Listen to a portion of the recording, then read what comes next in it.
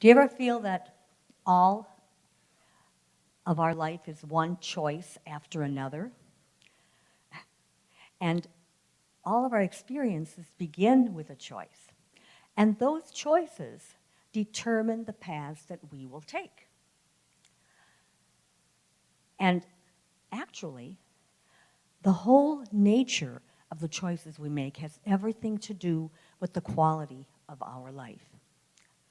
Portia Nelson was a poet and songwriter of the 1950s. In her poem, Autobiography in 5 Short Chapters, she expresses the conversations going on in her head as she struggles emotionally to make right choices in her life. This is her poem. Chapter 1. I walk down the street. There's a deep hole in the sidewalk. I fall in. I'm hopeless, I'm helpless, but it's not my fault. And it takes me forever to find a way out. Chapter 2. I walk down the same street. There's a deep hole in the sidewalk. I pretend I don't see it. I fall in. I can't believe I'm in this same place again, but it's not my fault. And again, it takes me a long time to get out.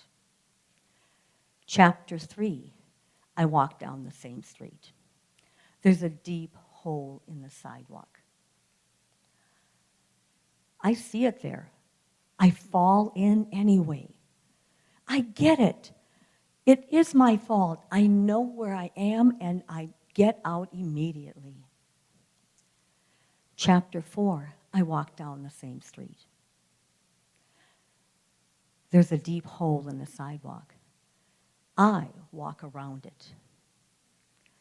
Chapter 5, I walk down another street.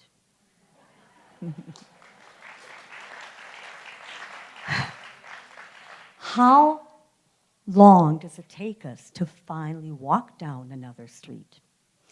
As a child, I probably would have said that I was always on the wrong street. Our childhood journeys are the stepping stones of our belief system.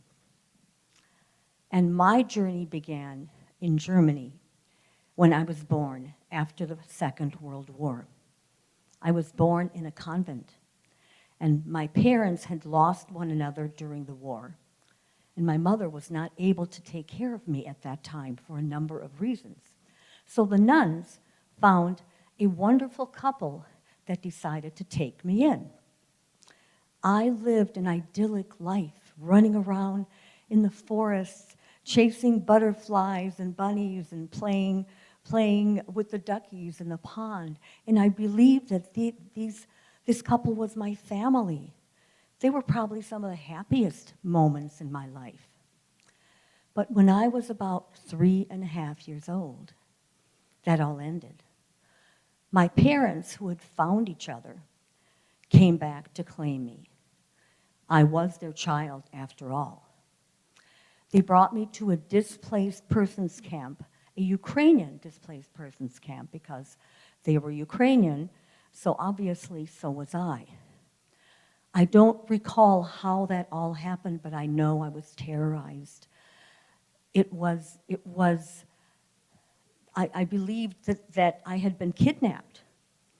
And I spent the next several months hiding in a corner in this quiet desperation, longing for the family that I thought had abandoned me. I didn't know then that the couple that brought me there were actually my real parents. But as I watched all of these strangers milling about around me from my corner, I was always fearful that someone else was going to come and take me away. But something strange began to happen. As I was going through this emotional trauma, I began to sense a presence around me, a presence that was surrounding me in a feeling of of peacefulness. And it seemed to be directing me to look into the eyes of all these strangers. And as I did, intuitively, I felt their deep pain and sorrow.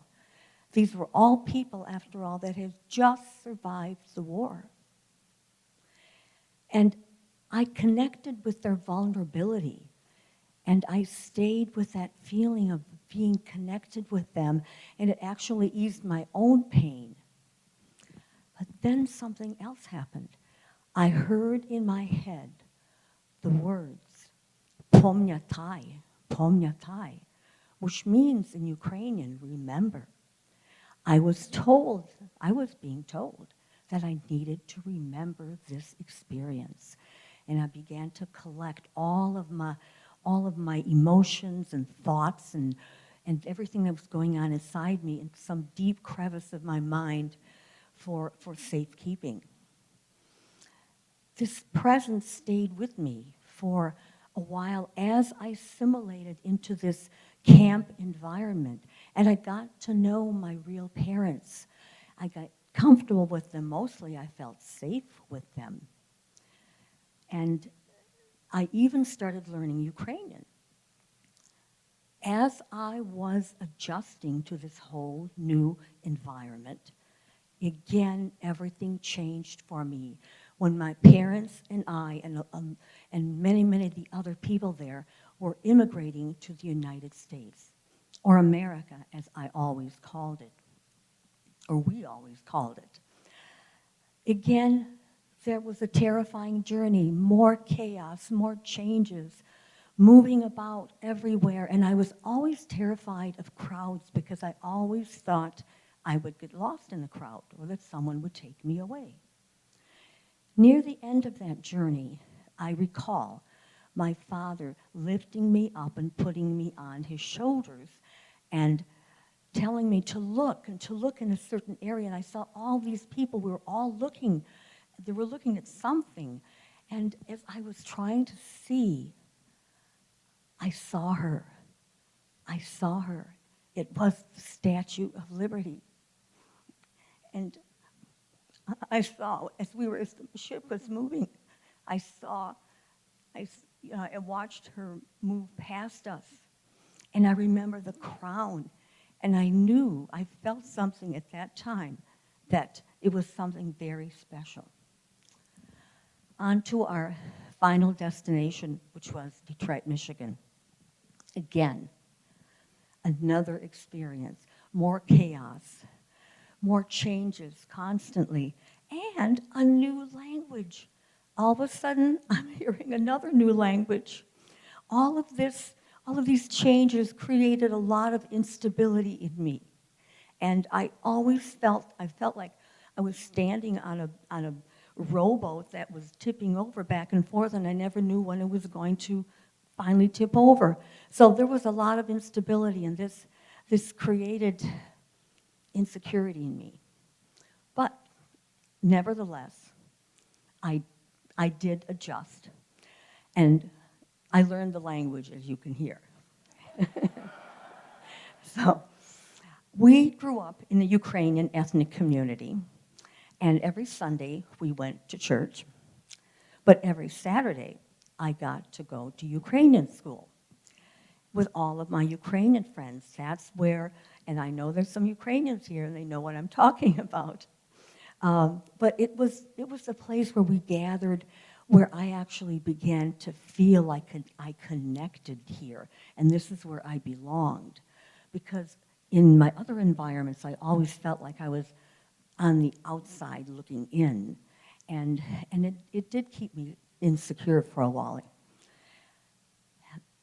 The thing that I loved the most about Ukrainian school was the music, the singing, the dancing.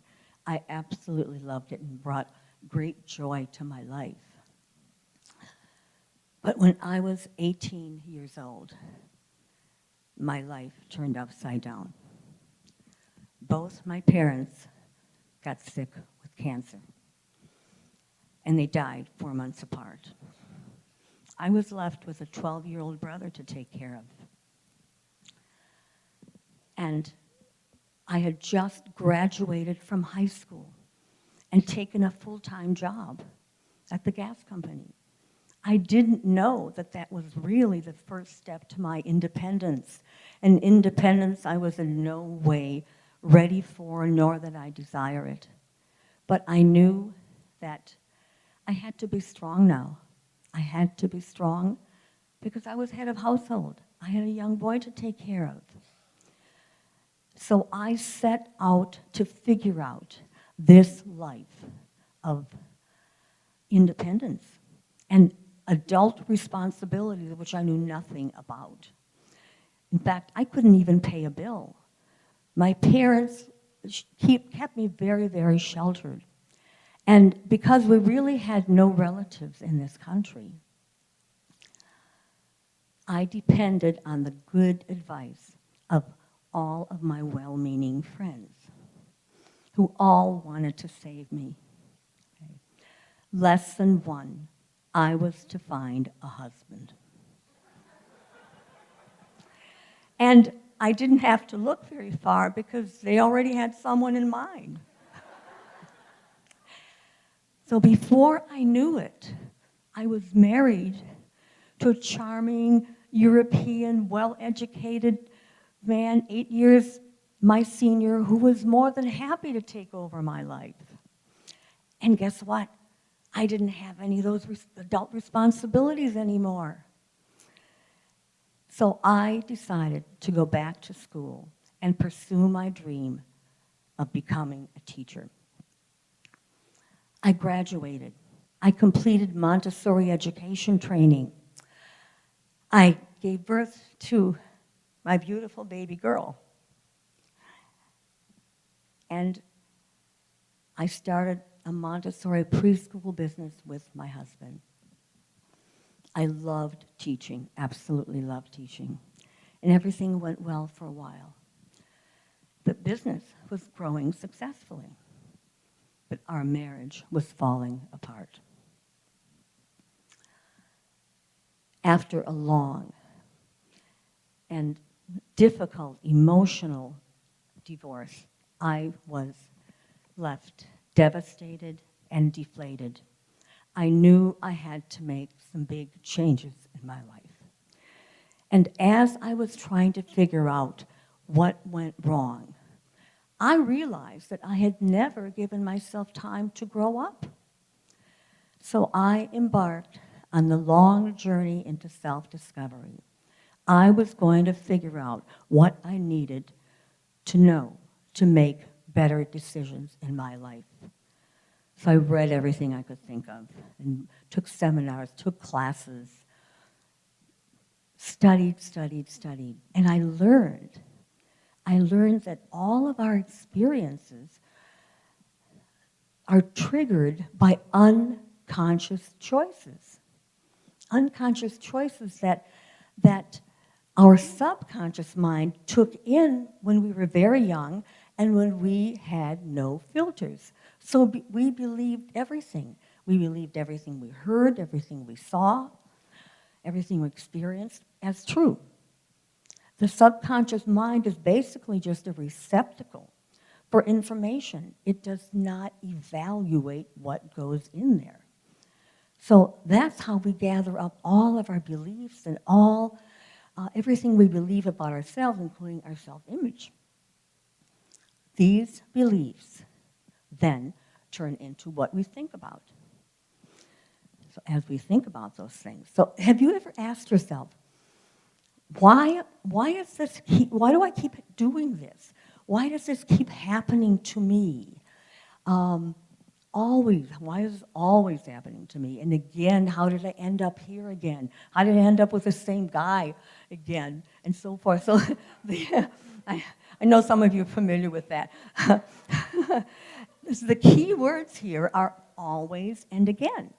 If you have to say that, then you know that there's some kind of a pattern going on. And you may be in a pattern that doesn't serve you well. So as you are dealing with all of these beliefs that may or may not be true, you begin thinking about them. They're in your thoughts, And when you're thinking about them, then they trigger off emotions. So now you're emoting about them, and you're feeling feelings about them, and they could be feelings of anger, they could be feelings of love, they could be, but you are responding to those thoughts that are based on beliefs that may or may not be true. So then it triggers off our actions. Now we are acting them out. And if you're in a pattern of thinking the same thing over and over again and feeling the same thing over and over again, and you're behaving over and over again the same way, then that becomes your reality. That's how we create our reality. Before I actually began searching, I always felt like I was treading water. You know, never drowning, but never able to get out of the water. But the writing of my book was my true therapy. It allowed me to really deeply and at a conscious level re-experience some of my behaviors and determine that, wow, now I understand why I've been doing these things. And as I learned more and more by unearthing more and more, I began to make better choices in my life because I was finally getting it. And suddenly I realized that, hey, I'm actually really on the right road now. I'm in the right path. So, each one of you, we can all do that. Life is all about experiencing and learning, experiencing and learning. What is going on in your life? Are you on the path that you want to be on? Are you making your dreams come true? Are you living the life you want to live? Only you can actually make that happen. And since we're all always on a life journey, we might as well take charge of the direction in which we are going and make it happen for ourselves, finding the right road by honestly and openly, if you really are honest and want to seriously make a change, then you ask for the answers and they will come. And you will then find that you are also on the right street. Okay? So, as I've always said to my students, I will believe it for you until you believe it for yourself.